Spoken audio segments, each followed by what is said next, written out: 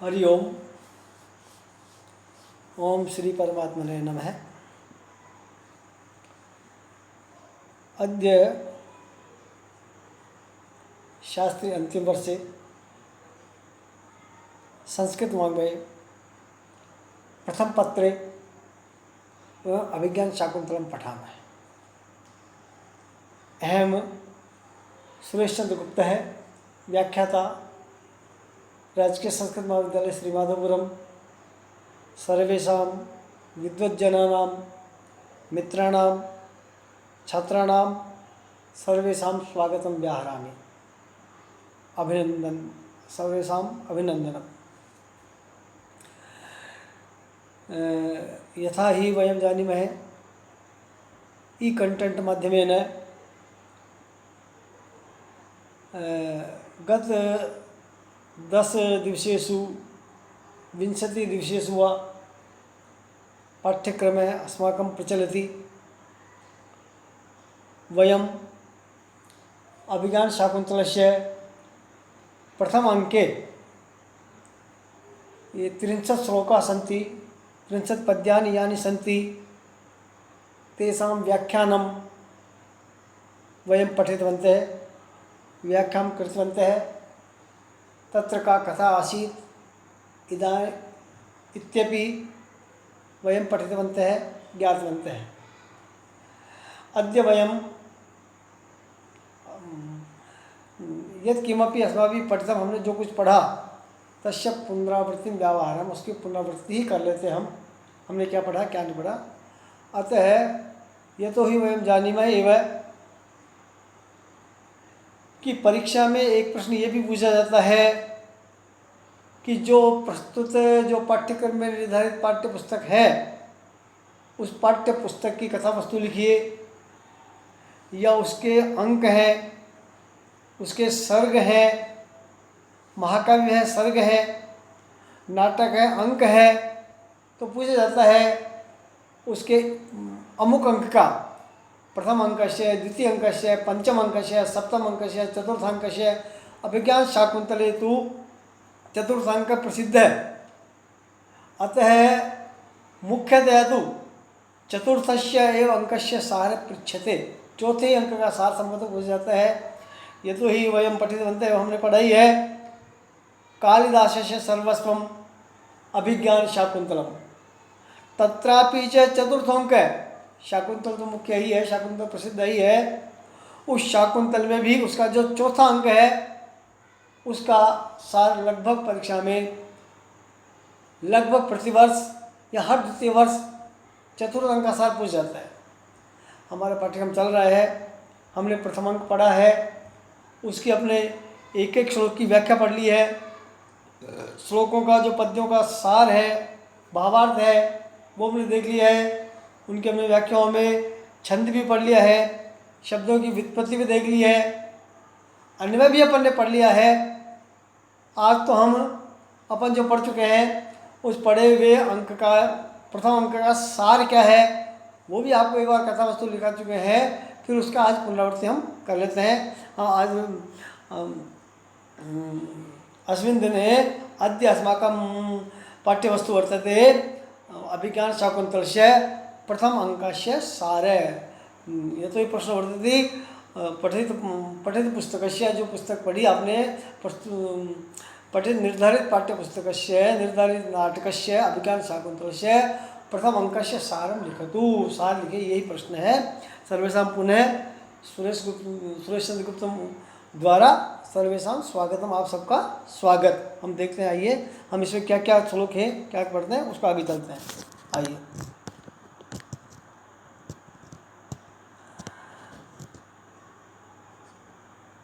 वयं लिखिष्यामः यत् सर्वप्रथमं लिखिष्यामः, यतो हि संस्कृत साहित्ये, विश्व साहित्ये महाकवि कालिदास है, सूर्य इव देदीप्यमान नक्षत्र वर्तते, सूर्य के समान कवि भास्कर हैं। सभी कवियों में प्रथम पूज्य हैं, प्राथमिकता से उनकी गणना होती है। क्योंकि ये भी उनमें पढ़ाई था आपको बीच में पढ़ाया था हमने, पुरा कवि नाम गणना प्रसंगे कनिष्ठिकादेष्टित कालिदास अद्यापि तत्तुल्य कवेरभावात् दनामिका सार्थवती बभूव। अर्थात आपने देख लिया होगा कि पहले कवियों की गिनती करने लगे कि कवियों को हम गिनते कौन कौन कवि हैं। तो हमने सबसे पहले कालिदास का नाम लिया कनिष्ठिका पे कि कालिदास। आगे हमको कोई कालिदास के बढ़ करके कोई दूसरा कवि गिनने के लिए ही नहीं मिला। हम उस अंगली को क्या नाम देवें? इसलिए कहते हैं कनिष्ठिकाधिष्ठित कालिदास है। कनिष्ठिका पे कालिदास को सबसे पहले गिना गया। अद्यापि तत्तुल्य कवि अभावात्, उसके समान किसी कवि के न होने के कारण कवि कालिदास तो जो है ना अपने कालिदास का परिचय भी बढ़ा था। उसने महाकाव्य भी लिखे हैं, नाटक भी लिखे हैं, खंड काव्य भी लिखे हैं, गीति काव्य भी लिखे हैं, सभी हैं। इसलिए उसके कवि का अभाव होने, उसके समान कवि होने के कारण अनामिका, अनामिका नास्ति नाम यशा, जिसका नाम ही नहीं है, अनामिका सार्थवती बहु, अनामिका सार्थवती बहु है।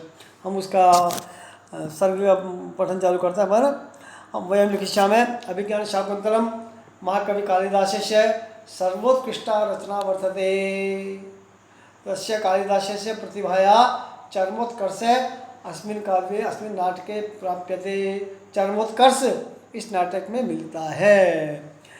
शाकुंतलम अभिज्ञान शाकुंतलम अभिज्ञायते अनेन इति अभिज्ञानम, जिसके द्वारा जाना जावे, पहचाना जावे, याद किया जावे, स्मृता ये जिसके द्वारा स्मृति की जावे वो अभिज्ञान है। और अभिज्ञाता शाकुंतला यस्मिन् नाटके, जिसमें शकुंतला को जाना गया, पहचाना गया, याद किया गया, तस्य नाटकस्य नाम वर्तते अभिज्ञान शाकुंतलम। तत्र अभिज्ञान शाकुंतले सर्वप्रथमाङ्के सर्वप्रथमं महाकविना कालिदासेन भगवतः शिवस्य नीलकंठस्य ताड़केश्वरस्य चंद्रशेखरस्य, आप शंकर के नाम दीजिए, भगवान शंकर के महेशस्य स्तुति कृता। तत्र प्रथम श्लोक वर्तते या सृष्टिसृष्टुराद्या वहति विद्युतं या हविर्या च होत्री ये द्वे कालं विधत्त श्रुति विषयगुणा या स्थिता व्याप्य विश्वं या माहुः सर्वबीज प्रकृतिरिति या प्राणिनः प्राणवन्त प्रत्यक्षाभिप्रपन्नस्तनुभिरवतु हस्ताभिरष्टाभिरीच। आपको लग रहा होगा मैं कुछ जल्दी बोल रहा हूँ, जल्दी इसलिए बोल रहे हैं कि अपन ये कोर्स पढ़ चुके हैं, इसकी केवल पुनरावृत्ति हम कर रहे हैं। इसलिए अपन को आज आधे पौन घंटे में इसको पूरा करना है, इसलिए अपन चलते हैं। मैं चाहूँगा मानचामी यद भवंता 1 2 5 3 13 8 कितने कम से कम 2 4 5 श्लोक तो याद कीजिए ही कीजिए। श्लोकों को आपको रटना है। ये श्लोक कई परीक्षाओं में, प्रतियोगी परीक्षाओं में भी पूछे जाते हैं, इसलिए आप श्लोकों को याद कीजिए। पहला ये भगवान शिव की, जहाँ पे भी मंगलाचरण आप करें, जहाँ पे भी सभा में खड़े हों, आप मंगलाचरण बोलिए। तो हम वयम लिखिष्यामः यत् अभिज्ञान शाकुंतले प्रथमांके महाकविना कालिदासेन सर्वप्रथमं कस्यापि कार्यस्य स्वकीय ग्रंथस्य, अपने ग्रंथ का, स्वकीय नाटकस्य, अपने नाटक अभिज्ञान शाकुंतलस्य निर्विघ्न समाप्त्यर्थम प्रचार प्राप्त्यर्थम च, निर्विघ्न समाप्ति के लिए, उसके प्रचार की प्राप्ति के लिए मंगलाचरण का विधान किया है। हम जानते हैं, साहित्य शास्त्री कहते हैं कि 3 तरह का मंगलाचरण होता है, आशीर्वादात्मक, नमस्कारात्मक, वस्तु निर्देशात्मक। तो यहाँ आशीर्वाद भगवान से लिया जा रहा है, भगवान शंकर को नमस्कार किया जा रहा है। हम इसका अर्थ आपको बता चुके थे पहले, दोबारा अर्थ नहीं बताएंगे। हम लिखेंगे तत्र प्रथमांके महाकविना कालिदासेन सर्वप्रथमं स्वकीय ग्रंथस्य निर्विघ्न समाप्त्यर्थम भगवतः शिवस्य स्तुति कृता। भगवान शिव की स्तुति भगवान महाकवि कालिदास ने की है। स्तुति में क्या इसका आप इसका भावार्थ लिखा जाए आपको कि भगवान शिव अष्टमूर्ति वाले हैं।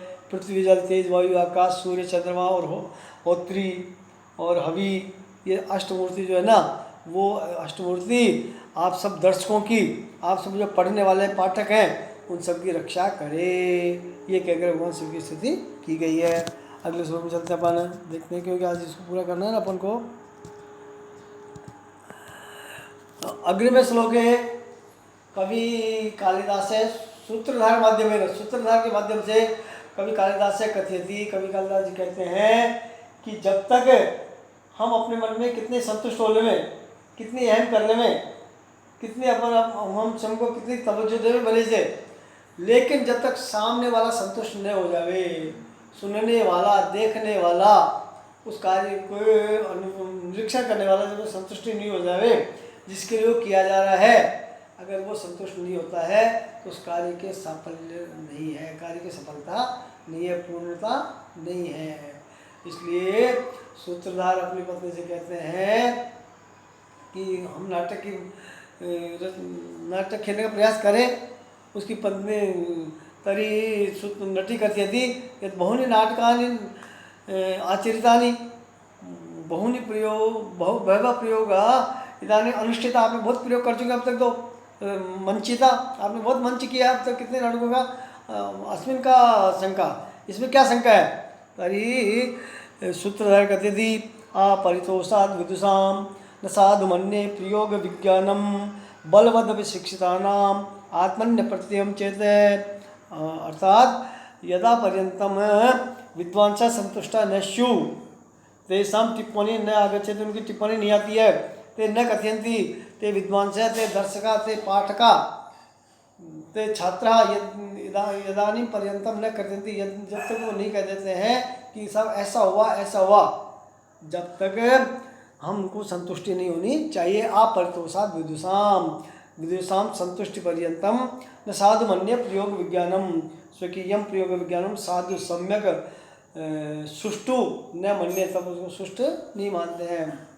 ये तो ही बलवद अपि शिक्षितानाम, ये बलवद शिक्षिता परिपूर्णा सन्ति स्वकीय ज्ञान कौशले स्वकीय आचरणे स्वकीय कौशले परिपूर्णा सन्ति तेषामपि आत्मनि अप्रत्ययम, उनकी आत्मा में अप्रत्यय होता है, विश्वास नहीं होता है कि मैं इस काम को कर पाऊँगा, नहीं करूँगा। हम कितने काम को कितनी बार कर चुके होते हैं, लेकिन उसी काम को उसी तरह के काम को जब नई बार करते हैं तो हमारे मन में ऐसा होता है नहीं जाने ये काम कैसा होगा।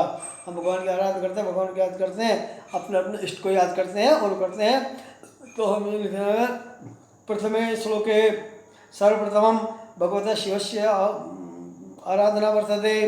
अग्रिमे श्लोके सूत्रधार है स्वकीयां पत्न्यां कथयति यत् विदुषां संतोष पर्यंतम, विदुषां संतोष पर्यंत अहम स्वकीयं प्रयोगम साधु न मन्ये, अपने प्रयोग को साधु नहीं मानता हूँ। एवं अग्रिमे श्लोके अत्र नास्ति, अग्रिमे श्लोके तत्र दिवसा परिणाम रमणीया। अग्रिमे श्लोके ग्रीष्मर्तो वर्णन वर्तते, ग्रीष्म ऋतु का वर्णन है। तदा वर्णन वर्तते, नाटके वर्णन वर्तते यद दुष्यंत है स्वकीयात गृहात स्वकीयात नगरात हस्तिनापुरात, अपने नगर हस्तिनापुर से, हस्तिनापुर का रहने वाला हस्तिनापुर का राजा दुष्यंत। तो दुष्यंत जो है ना अपने नगर, अपनी राजधानी हस्तिनापुर से मृगार्थम आखेटार्थम, आखेट खेलने के लिए, मृगा खेलने के लिए राजाओं का ये शौक होता है, तो मृगा के लिए, शिकार के लिए वन में आता है। जब वो आश्रम में आता है, वन में आता है, अभी आश्रम तक पहुँचेंगे, हम लिखेंगे दुष्यंत है मृगार्थम एकस्मिन् वने गच्छति, एकम वनम गच्छति, एक वन में जाते हैं। तत्र वनम गत्वा, उस वन में जा करके स एकस्य मृगस्य अनुधावति, वे एक मृग के पीछे पीछे दौड़ते हैं।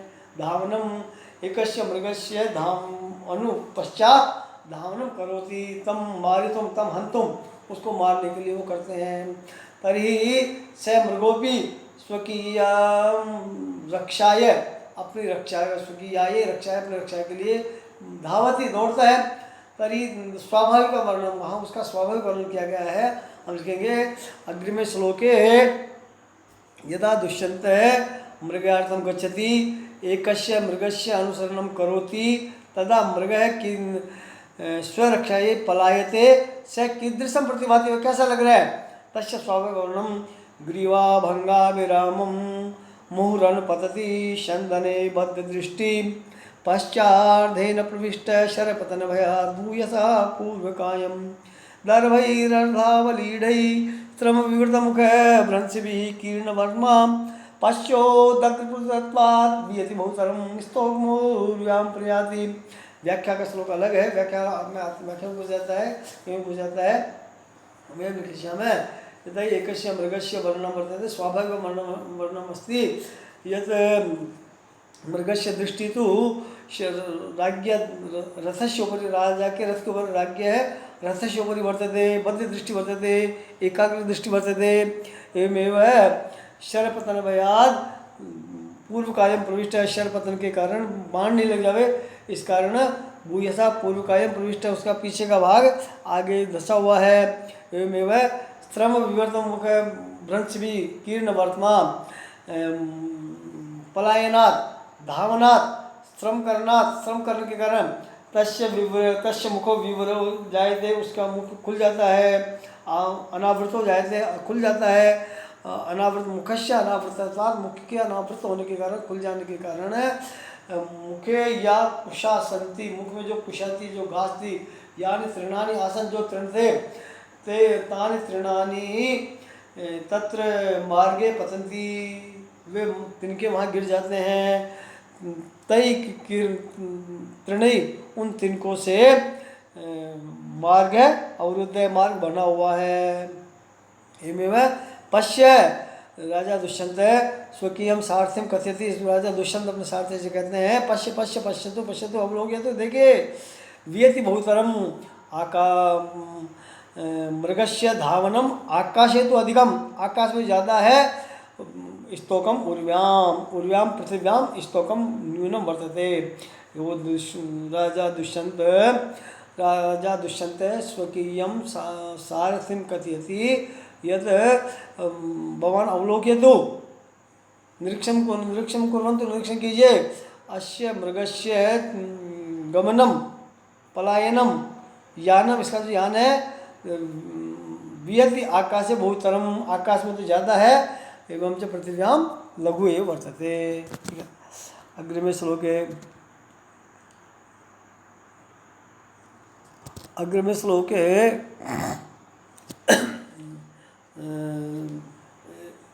राजा यदि गच्छति स्वकीयम रथम उपविश्य, अपने रथ में बैठकर जा रहा होता है, तब उसको बाहरी दृश्य, उसके दोनों तरफ जो दृश्य वो किस तरह दिख रहा है, इसका वर्णन किया गया है। यदा लोके सूक्ष्मम वृद्धि सहसा तद विपुलताम इधर दे विच्छिन्नम, बहुत ही कृत संधान में मैं कहूँगा आप श्लोक को याद कीजिए, किसी श्लोक को याद कीजिए, ग्रीवा या सृष्टि सृष्टि राज्य को याद कीजिए, आप परिशोधन को याद कीजिए, ग्रीवा भंगा विराम को याद कीजिए, सारे श्लोक है इनका, किन्हीं भी श्लोक आपको दो श्लोक 4 श्लोक 5 श्लोक याद है, उनका भावार्थ आप लिख दीजिए, उनका सार हो जाएगा। तो अग्नि में आता है कि अग्निम वर्णन में देती थी यदि यदा वयम गच्छा में तरी गमन काले यानी वस्तूनि दूराणि सन्ति, जो वस्तु दूर है, तरी अस्माकं पार्श्व आगमने, हमारे पास में आ जाने के कारण तानि वस्तूनि विपुलताम जायन्ते, वे चीज़ें बड़ी हो जाती हैं। एवं च यानी अस्माकं समीपे सन्ति, जो चीज़ें हमारे संत में हैं, ते दूरे गत्वा तानि वस्तूनि दूरे गत्वा, वे वस्तु दूर जा करके और सूक्ष्मताम यान्ति, वे चीज़ें छोटी छोटी बन जाती है। न वे दूरे किंचित क्षणम अपने पार्श्वे रथ जवाद, रथस्य जवाद रथस्य वेगात, रथ के वेग के कारण कोई भी चीज़ बस में बैठ के देख लीजिए, रेलगाड़ी में बैठ के देख लीजिए, कोई भी चीज़ न दूर है न पास में है, इति वर्णन वर्तते। अग्रिम श्लोके अग्रिम वर्णन वर्तते यदा राजा कस्यापि एकस्य मृगस्य वधम कर्तुम इच्छति, एकस्मिन् मृगे, एक मृग पर बाणम क्षिप्तुम प्रयतते, बाण फेंकने का प्रयास ही करते हैं। तदा सहसा एव, अचानक ही एक वैखन से, एक तापसी आगत्य कथयति, एक तापसी आकर कहता है अवध्यो यम मृग, अवध्यो मृग, ये मृग को बाण मत मारिए, इस पर बाण मत चलाइए, ये अवध्यो अयम मृग, ये मृग वध्य नहीं है, इसका हम हनन नहीं करें, इसका शिकार नहीं करें, ये आश्रम का मृग है। और फिर एक वैखानस का एक तपस्वी राजानम कथि, राजा से कह रहे हैं तत्साधु प्रसंधानम प्रति संघर्ष सहायकम आर्थ त्राणाय व शस्त्रम न प्रहर्तुम अनागसी, वह शस्त्रम आपका जो शस्त्र है वो आर्तत्राणाय पीड़ितानां रक्षणाय भवतां शासनम अस्ति भवतां राज्य भवतां नियंत्रणम एतद्धर्म वर्तते यद् ये आर्तः पीड़िता व्याधिता व्याकुला सन्ति तेषां रक्षां कुर्वन्तु उनकी रक्षा कीजिए तेषां समस्यानां समाधानं कुर्वन्तु उनकी समस्याओं का समाधान कीजिए न प्रथम अनागसी या अनागसी वर्तते यह निरपराध स्थिति यह निर्दोष वर्तते यस्य कोऽपि अपराधः नास्ति तम कष्टम न ददातु तस्मै कष्टम न ददातु उसको कष्ट मत दीजिए ये कह करके वैखानक उसके बाद को रोकना चाहते हैं। हम लिख सकते हैं वैखानक ने एक श्लोक कहा है राजा से तत्साधु कर संधानम ये श्लोक कहा है। आगे देखिए आगे ये कह करके ते मृगातु ते वैखानकस्तु ते स तपस्वी तु स भटकतु तपस्यायी अन्यत्र गच्छति समिधा आहरणाय गच्छति समिधा लेने चले जाते हैं स आश्रम मधु राजा दुष्यंत है तेषां माध्यमेन ज्ञात्वा उनके माध्यम से ज्ञात होकर के कि महर्षि कुलवती आश्रमोयम ये महर्षि कुलवती कर्ण का आश्रम है ये सुन के वहाँ जाते हैं। यदा स शकुंतलां पश्यति इदानीं पश्यन्तु राजा कथयति ओ मधुराम आसाम दर्शनम ओहो ये जो कन्याएं हैं ये जो बालिकाएं हैं ये जो युवतियां हैं ये जो ललनाएं हैं इनका दर्शन तो बड़ा मधुर है बड़ा मीठा है बड़ा आकर्षण है। राजा ताह बालिका दृष्ट्वा उन बालिकाओं को देख करके अपने रनिवास की रानी के बारे में टिप्पणी करता है। शुद्धांत दुर्लभम इदम वपु आश्रम वासिनो यदि जनस्य दूरीकृता खलु गुणै उद्यान लता वन लता भी। मैं कुछ हो सकता है मेरी कुछ प्रवृत्ति से लेकर जल्दी बोल रहा हूँ आप टोक लीजिए। हम इसको पढ़ चुके हैं रिवीजन कर चुके हैं केवल रिवीजन ही हो रहा है इसलिए मैं थोड़ा जल्दी चल रहा हूँ क्योंकि उनको खास आधे पौन घंटे में इसको पूरा भी करना है। ज़्यादा फिर वो वीडियो नहीं लेता है वीडियो अटक जाता है वीडियो आएगा नहीं इसलिए अपन उसको आधे घंटे पूरी करने की कोशिश करेंगे कितना लंबा खींचता है हम देखते हैं। राजा दुष्यंत है तत्र आश्रमम गत्वा उस आश्रम में जा करके तहा बालिका दृष्ट्वा उन बालिकाओं को देख करके शकुंतलाम अनुसुयाम प्रियमवदाम से दृष्ट्वा शकुंतला को प्रियमवदा को अनुसुया को देख करके तासाम प्रति उनके ताहा प्रति टिप्पणी करो उनके प्रति टिप्पणी करता है। ताहा प्रति कथयति तान ता संबोध्य कहते उनको संबोधित करके कहता है शुद्धांत दुर्लभम इदम वपु आश्रमवासिनो यदि जनस्य यदि आश्रमवासिनो जनस्य यदि आश्रम में रहने वाले तपोवन में रहने वाले वन में रहने वाले जन का आश्रमवासिनो जनस्य वपु इदम वपु तो अंतःपुरम अपनी दुर्लभम अंतःपुरे भी न मिलती रानी यत्र रानी राज्ञी नाम निवासो बहुत ही रानियों का जहाँ निवास होता है वहाँ पे भी नहीं मिलता है। ये तो महाराज्ञी नाम यत्र निवासो बहुत ही पटराज्ञी नाम पटराज्ञस्य पट्यराज्ञ है पट्यराज्ञी का जहाँ निवास होता है तत्रापि ईदृशम वपु ईदृशम सौंदर्यम न मिलती ऐसा सौंदर्य तो वहाँ पर भी नहीं मिलता है। और राजा कहते थे कि निश्चितमेव वन लता भी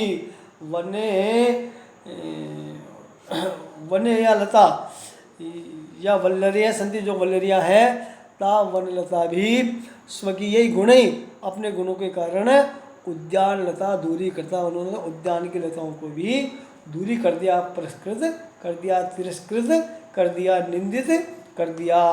उद्यान लताओं उद्यान में जो प्रयास से लताएँ बनाई जाती है वो भी इतनी सुंदर नहीं होती जो यहाँ वन की लताएँ हैं।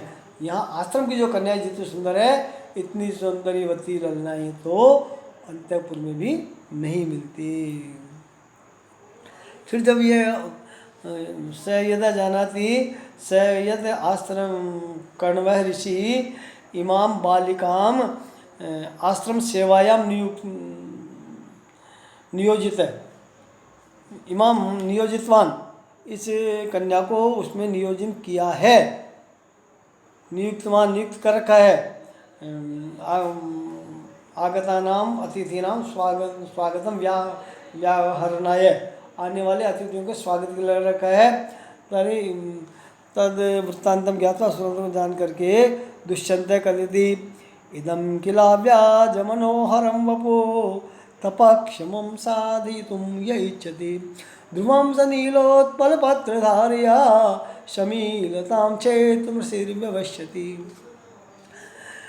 स ऋषि तु नीलोत्पल पत्रधारिया, नीलोत्पल नीला जो कमल, नील कमल पत्रधारिया तस्य उसकी धारा से, तस्य प्रांतेन उसके पत्र भाग से शमीलताम क्षेत्रम ऋष्यति, शमीलता को खेच देकर उसको छीना जाता है। से कहते थी यह इदम अव्याज मनोहरम वपु, स्वाभाविक रूपेण प्राकृतिक रूपेण मातृगर्भतः, माता के गर्भ से ही जो अव्याज एक कृत्रिम स्वाभाविक रूपेण यद मनोहरम वपु वर्तते तद मनोहरम वपु, उस मनोहर वपु को यह ऋषि तपक्षमम साधितुं इच्छति, तप करना है, यह नियोजितवान तपस करना में जिसने नियोजित कर दिया है वो तो ऐसे ही कार्य कर रहे हैं ऋषि, तो जैसे किसी कमल के पत्तों से किसी खेजड़ी के वृक्ष को काटना चाहें। अगले देखिए, बड़ा संस्कृत साहित्य का बड़ा प्रसिद्ध श्लोक है, बड़ा मनोरम है, कई बार परीक्षा में पूछा जाता है। आईएएस की परीक्षा में, आरएएस की परीक्षा में, संस्कृत व्याख्याता की परीक्षा में, सामान्य ज्ञान में पूछा जाता है। सारे अग्रिमे श्लोके कालिदास है दुष्यंत माध्यम, दुष्यंत है शकुंतलाया लावण्यम वर्णयति, शकुंतला के लावण्य का वर्णन कर रहे हैं। सकयति सरसिज मनोविद्धम शैवलेनापि रम्यम मलिनमपि हिमांशो लक्ष्मी तनोति यमधिकमनोज्ञा वल्कलेनापि तन्वी किमि वही मधुराणां मंडनम नाकृतीनां। सरसिजम कमलम भवति, सरसि जायते सरसिजम, सरसिजम भवति तत्सरसिजम, सरसिजम शैवलेनापि कवचेनापि पंकजेनापि पंकेनापि, पंक से भी, पंकेन विद्धमपि पंकेन परिच्छिन्नमपि रम्यम सुंदरम प्रतिभाति। हिमांशु लक्ष्मय, हिमांशु चंद्रमा से लक्ष्मय कलंक चिन्ह मलिनपि लक्ष्मय, मलिनपि दूषितमपि लक्ष्मय तस्य चंद्रमस्य लक्ष्मी तनोति एव वर्धयति एव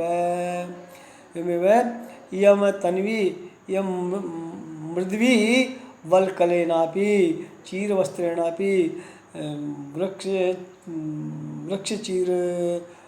त्वच चीरणापि, वृक्ष की त्वचों के जो चीर है, कपड़े हैं, तेना भी अधिक एव मनोज्ञा, अधिक एव सौंदर्यवती, अधिक एव लावण्यवती, अधिक एव आकर्षणवती, ज़्यादा ही आकर्षणवती हो गई है। अतः सामान्य रूपेण कथनं वर्तते किमि मधुराणां मंडनं नाकृतीनां यानि सन्ति मधुराणि तेषां सर्वं मधुरम एव, मधुरम आसाम दर्शनम, इनका दर्शन बड़ा मधुर है।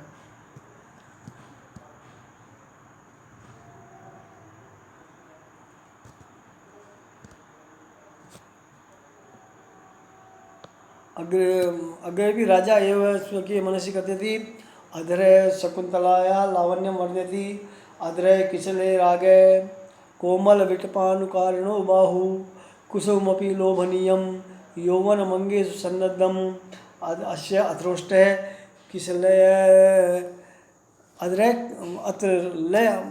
अधरे किशले रागे, किशले समान कमल पत्रेन युक्त राग है, राग युक्त है, रक्त है जाते हैं। कोमल विटपानुकारिणो बाहु अश्या बाहु अश्या भुजौ अश्या करौ, इसके करु जो है कोमल विटपानुकारिणौ, कोमल विटपस्य लताया अनुकारिणो अनुसरणं कुर्वन्तौ सन्ति। एवमेव अस्याः शकुन्तलाया यौवनं तारुण्यं प्रौढ़ावस्था कुसुम लोभनीयम, कुसुमम इव पुष्पम इव लोभनीयम आकर्षकम अंगेशु सन्निधम, इसका लावण्य जो है ना एक एक अंग में लक्ष्य तक, ऊपर से नीचे तक, इसके अंग अंग में प्रत्यंग में इसके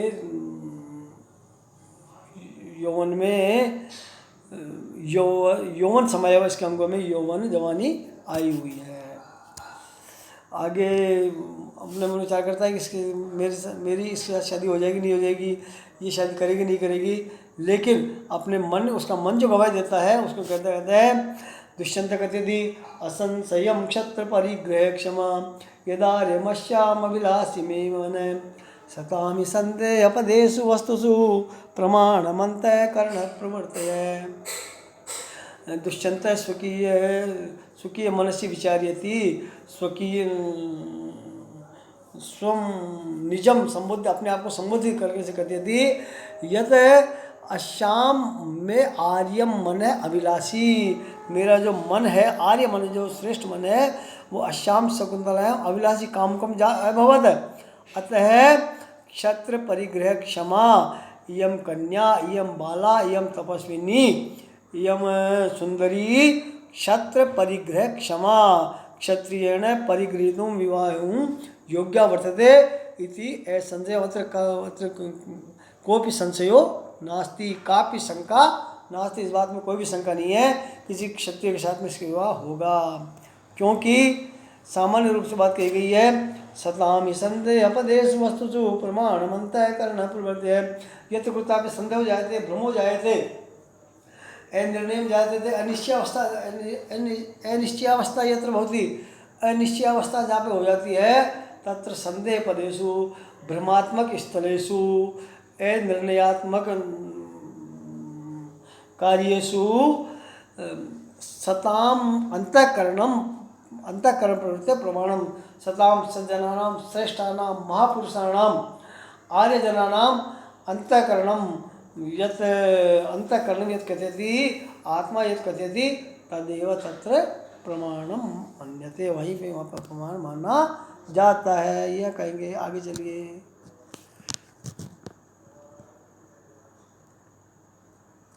इदानीं पर्वन्तं वयं पश्यामः यत् कोऽपि भ्रमर आगच्छति, कोई भी भ्रमर आता है,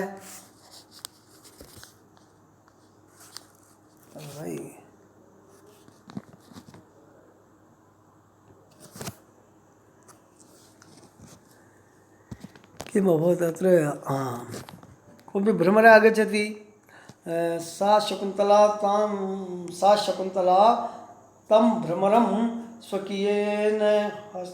स्वकीयाभ्याम हस्ताभ्याम निवारित, अपने हाथों से निवारण करती है, परम तथापि स भ्रमर ततो न निवर्तते, स भ्रमर वहाँ से निवारित नहीं होता है। अच्छा शकुन्तलाया अधरोष्टपानं करोति, अधरपान करता है, तर्हि तं भ्रमरं दृष्ट्वा, उस भ्रमर को तं मधुकरं दृष्ट्वा दुष्यन्तः कथयति चलापांगां दृष्टिं स्पृश्यसिमौसुवे पतुमतिं रहस्याख्यायीव स्वनसि मृदुकर्णान्तिकचर करौ व्याधुनवत्या पिबसि रतिसर्वास्फलमधुरं वयं तात्वान्वेषान् मधुकर हता त्वं खलु कृति। हे मधुकर जी, हे भ्रमर जी, हे द्विरेफ जी, हे अली जी, आप तो वास्तविक कृतकृत्य, आप तो धन्य है, आप महाभाग्य है, आपका भाग्य महान है। हम तो, हमारा भाग्य तो हमारा साथ ही नहीं दे रहा। वयम तत्वान्वेषणता, हम तो दुष्यंत कहते थे वयम तो अस्मिन् विचारे मग्न, इसमें हम तो इसी विचार में मग्न है। यम कश्य कन्या क्षत्रियस्य वा अन्यस्य वा विवाहं करिष्यति नैवा, केन साकं विवाहं करिष्यति, किसका विवाह करेगी, आश्रमवासिना जनेन से, आश्रम में रहने वाले जन के साथ, अथवा गृहस्थेन से, अथवा गृहस्थ वाले जन के साथ में, इत्यादिषु विकल्पेषु इत्यादिषु प्रश्नेषु वयम निमग्ना, हम तो इन्हीं प्रश्नों में ही निमग्न रहे। और हे ब्रह्म जी, आप तो चलापांगां दृष्टि अस्या नयनानां स्पर्शं कृतवान् एवमेव रति सर्वसम अधरपानम कृतवान्, आपने अधरपान कर लिया, इसके अदृष्ट का पान कर लिया है, मीठे मीठे अदृष्ट का पान कर लिया है, इसलिए आपने तो दुष्यंत ब्रह्मं संबुद्ध कथयति यद वयम तो तत्वान्वेषण हता, हम तो तत्वान्वेषण न वयम तो न किमपि कृतवन्तः, हमने तो कुछ नहीं किया, और त्वं तो अस्य नयनयोः स्पर्शं कृतवान् अस्य कर्णान्तिकचरे कर्णयोः समीपे गतवान् एवञ्च अस्य शकुन्तलाया अस्या बालिकाया रति सर्वस्वम् अधुरम् अधरस्य पानं भवन्तः कृतवन्तः।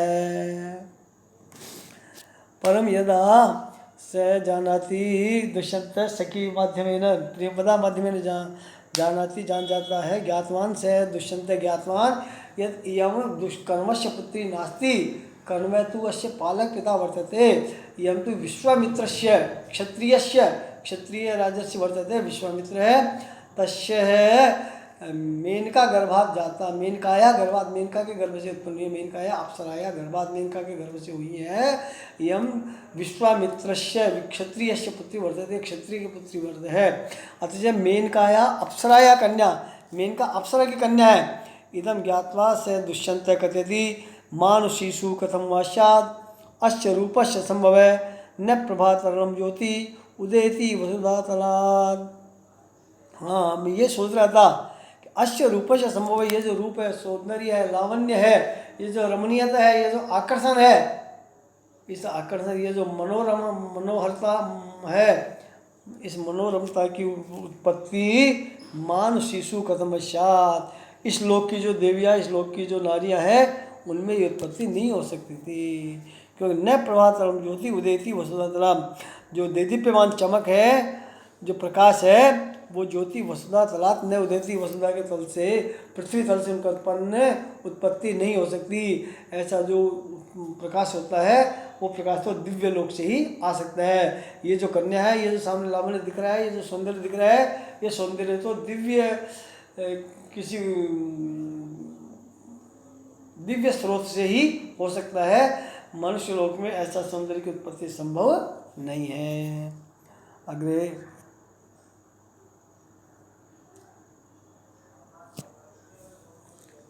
यदा इदम जानाति जब इस बात को जान लेता है कि क्षत्रिय से एवं कन्या कर्णवस्य पालक पिता कर्णवस्य विवाह कर्तुम इच्छति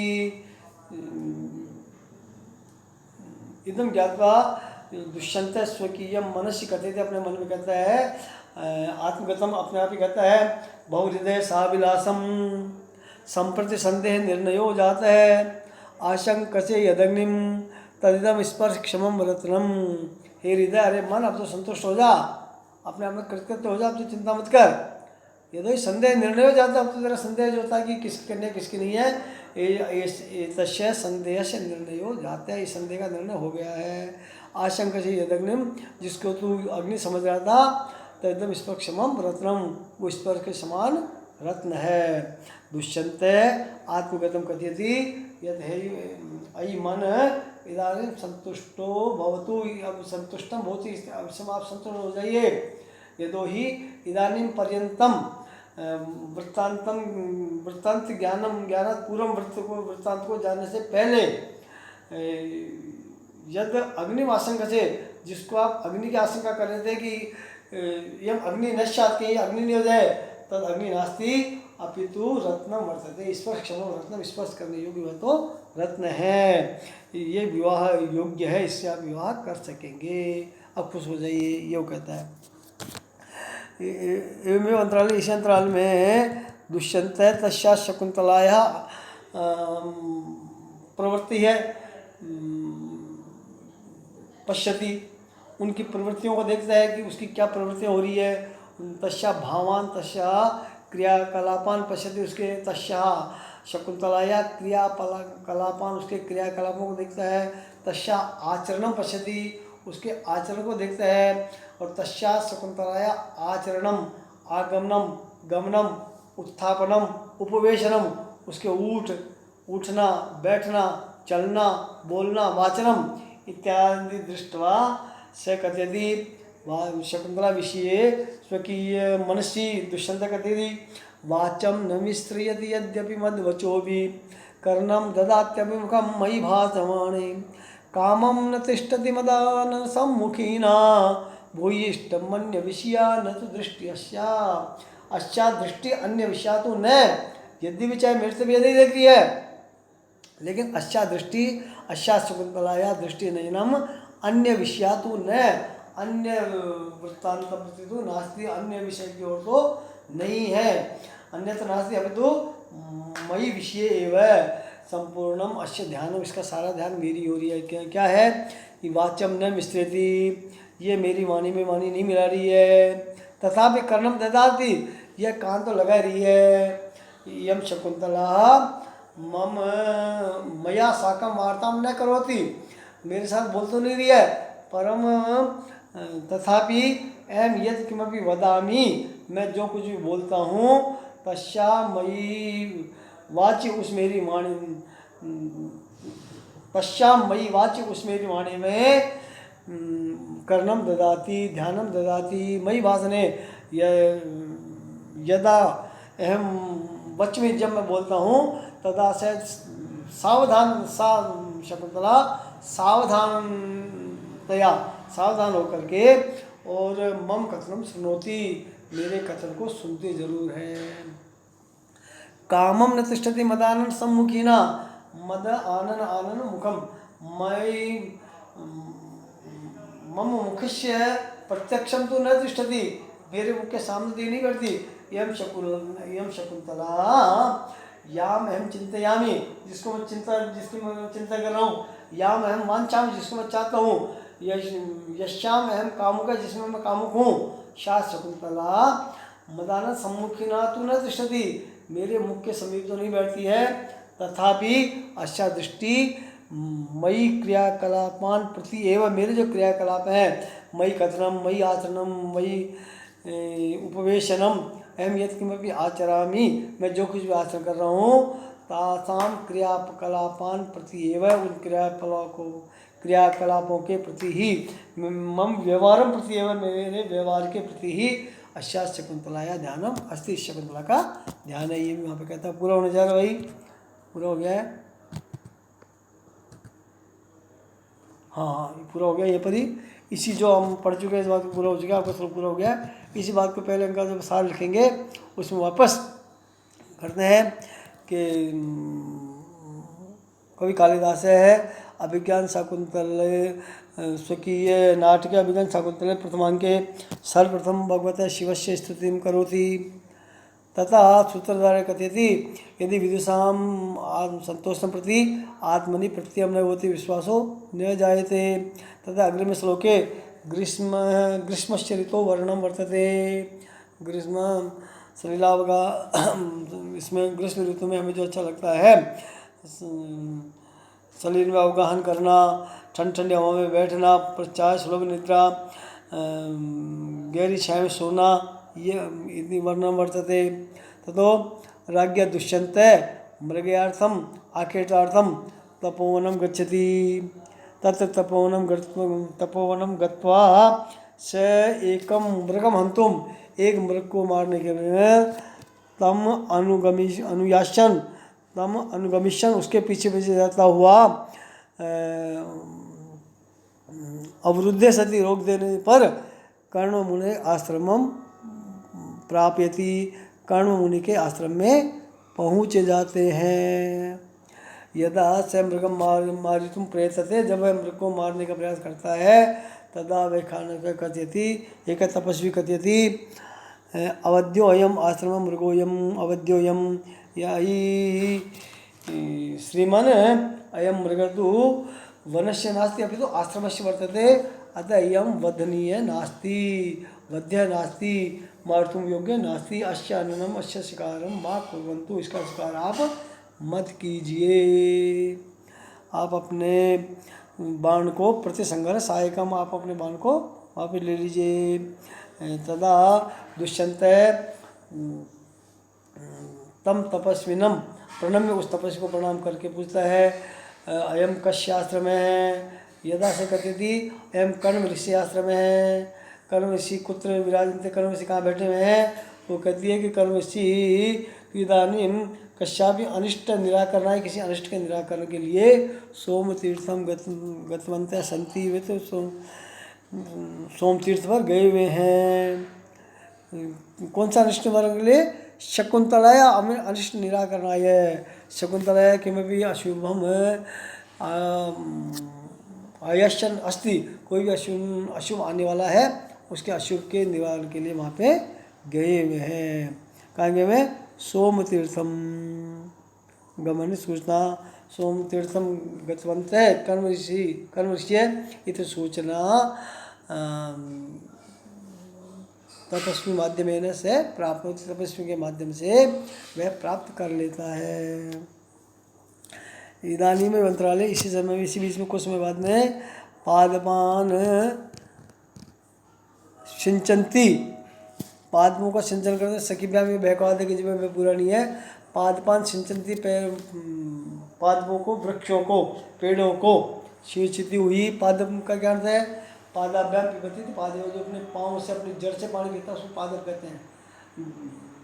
पौधे जो ना अपने जड़ से ही, अपने पाँव से ही पानी पीते हैं, इसलिए उसका नाम है पादप। तो पादपान सिंचंती, पादपों का सिंचन करती हुई। सखीभ्याम से दो सहेलियों के साथ में, अनुसुया और प्रियमदा के साथ में।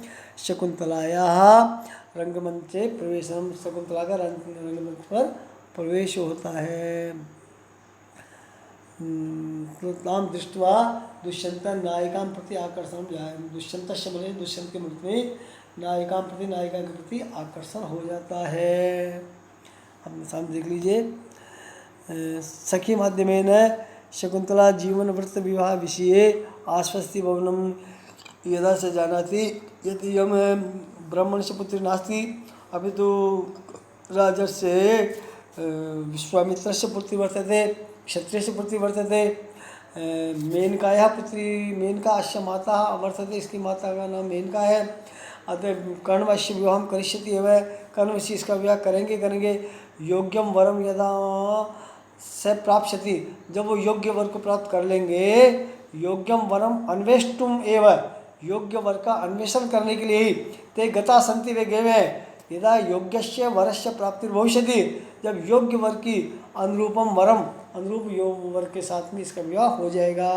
सखियों के माध्यम से इस बात को सुन करके जीवन व्रत के बारे में कि ये क्षत्रिय की पुत्री है, और विवाह के बारे में कि महर्षि कर्ण इसका विवाह करेंगे, ये जान करके अपने मन में आश्वस्त हो जाते हैं कि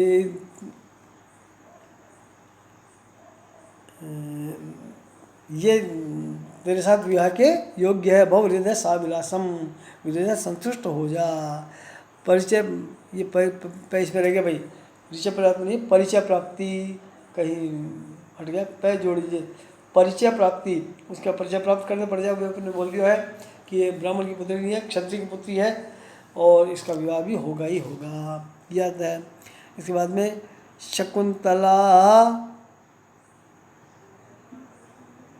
शकुंतलायाः मनसि तम प्रति प्रेमांकुरोत्पादम, शकुंतलायाः मनसि, शकुंतला के मन में भी, शकुंतला ने भी जब से राजा को देखा, तो राजा को देखते ही, युवक को देखते ही, उस युवती के मन में, उस युवराज को देखते ही, उस युवती के, शकुंतला के मन में भी प्रेम का बीज उत्पन्न हो गया, प्रेम का बीज अंकुरित हो गया। दुष्यंतस्य तयो से विवाह विषय आश्वस्ति भवनम, दुष्यंत उन दोनों सहेलियों के साथ में उसके विवाह करने में आश्वस्त हो जाता है। यदा शकुंतला तथा गंतव्य इच्छति, जब शकुंतला वहाँ से जाना चाहती है, तो सा कथयति यद कथम भवती गच्छति, आप कैसे जा रही हैं? वृक्ष सेचन से ऋण कथम, मम वृक्ष द्वयस्य सेचन करो, तो मेरे 2 वृक्ष हैं, उन 2 वृक्षों को आप सींचिए, तब आप जा पाएंगी। तब उसके वृक्ष को देख करके, और राजा कथयति सरस्तांसावती मात्र लोहित तलो बाहु कुछ क्षेपणात्, देखो इसके कंधे झुके हुए हैं, इसकी बाहु झुकी हुई है, इसके कुछ अभी भी जो है ना श्वास ज़्यादा लेने के इसको हो रहे हैं, अभी ये बैठ नहीं पा रही है, इसके बाल मुरझे, इसके बाल भी जो है खुले हुए हैं, ये बाल इसने पकड़ रखे हैं, ये जब वर्णन करती है। तो उसको उन्नयन करने के लिए, अंतरण करने के लिए, कर्ज मुक्त करने के लिए राजा स्वकीया मुद्रिकाम ददाती, स्वकीया मुद्रिकाम, स्वयं नामो लिखिता मुद्रिका, अपने नाम लिखी मुद्रिका उनको सहेलियों को देता है। और नाम मुद्रिका के दान से उनको अंतरण करता है। दुष्यंत से अवबोधनम, दुष्यंत से ही लिया उन मुद्रिका को जब जान जाती है कि ये तो राजा दुष्यंत हैं। दुष्यंत ज्ञान देता है, दुष्यंत भी जान देता है कि शकुंतला भी वाचम न मिश्रेति यद्यपि मत बचो भी, जो श्लोक आया था कि मेरे साथ वाणी को तुम नहीं मिला रही है, लेकिन फिर भी इयम अपि बालिका इयमपि सुंदरी इयमपि युवती माम प्रति आसक्ता, मेरे प्रति मई आसक्ता, मेरे प्रति आसक्त हो गई है। अस्मिन् मंत्रालय नेपथ्य माध्यम नेपथ्यात, नेपथ्य से सूचना आती है कि राजा के सैनिक आए हुए हैं, उनको देख करके रथ इधर आ रहा है और रथ के कारण एक गज, एक हाथी भयाक्रांत होकर के इधर ही दौड़ रहा है। उसने पेड़ों को उखाड़ दिया है, घास उसके पाँव में लगी हुई है, उसने मृगों को तितर बितर कर दिया है। वो ऐसा ही लग रहा है जैसे कोई साक्षात विघ्न ही आ गया है, तपस्या को भंग करने के लिए कोई मूर्ति रूप कोई विघ्न ही आ गया है। पूरा करते हैं भाई, यही करते हैं। जब ये जाती हैं तो शकुंतला वहाँ से जाना चाहती हैं कि हमें अपना अपनी रक्षा करनी है, अपना अपने सबको संभालना है, इसलिए हम जा रहे हैं, आप फिर आइए, हम आपका स्वागत नहीं कर सके। लेकिन दुष्यंत कहते थी ओह बहुताम वचने ने अनुग्रहित हो, आपके वचन से, आपकी वाणी से ही मत हो कृतार्थ हो गया, कृतकृत हो गया, मेरी खुश हो गई है। तो लेकिन यदा ताह शक्य तथा गच्छन्ति, वे शक्या वहाँ जाती हैं तो शकुंतला दुष्यंतम पश्यन्ति, दुष्यंत को देखती हुई और शकुंतला जाती है, पीछे ले जाती है। खिन्न मनस्कस्य दुष्यन्तशापि तपोवन निवेशनं प्रति गमनम, एवमेव तस्य गजस्य तस्य करिणः तस्य हस्तिनः विज्ञान श्रुत्वा उदाती के अपने सैनिकों आए हुए देख करके खिन्न मन, जो उदास मन, जो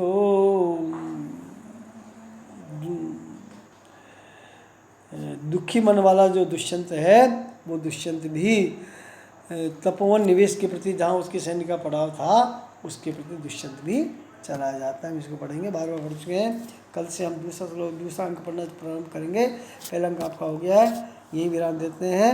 आप सबका धन्यवाद। 1 घंटे का तो टाइम हो गया, इसको पढ़िए। इसमें 2-3 श्लोक मैं आपको बोलता हूँ। भगवान शिव की स्तुति का है, आप श्लोक दूसरा वाला श्लोक है, गिरिवा भंगा विराम सूत्र है, सरसिज मनोविद्यम सूत्र है, 2-4-5 श्लोक है, इनकी व्याख्या को देखिए। धन्यवाद, आभार, ध्यान दीजिए।